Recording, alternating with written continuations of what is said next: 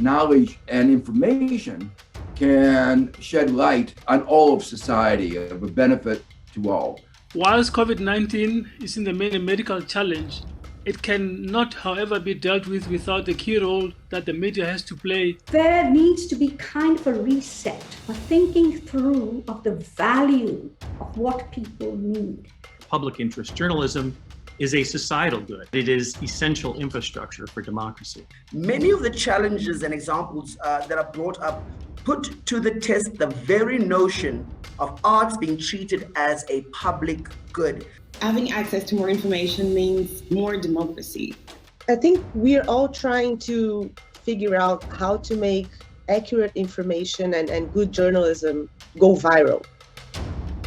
Recognizing the value that journalism creates for digital platforms and setting up a framework for fair commercial negotiations. You can't have a fair negotiation with a monopoly.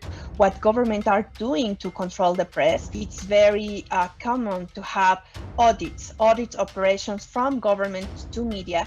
Invest in the journalism, and technology is vital to this transition to help transform new models. Press freedom without media viability risks being just an empty shell. Hate speech hasn't arisen because of social media. It's an extension of what's happening in society. We learn how to read and write in schools, so it's a literacy. But the media literacy is something which is not in the curriculum.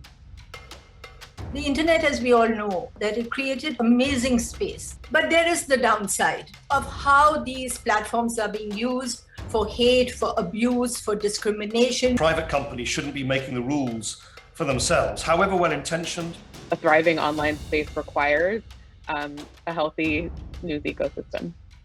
The 2021 UNESCO Guglielmo Cano Award Press Freedom Prize, Miss Maria Ressa. What I and other truth tellers in the Philippines have lived through has given us first-hand experience of how the law and law enforcement have been turned against our people.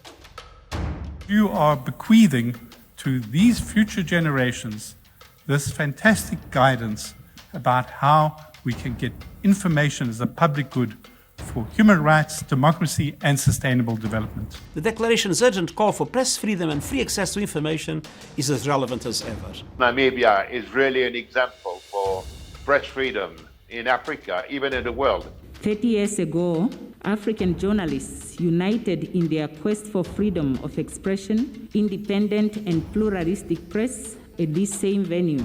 Today is not just a reminder of the past. It is a commitment to keeping the spirit of the Windhoek Declaration alive.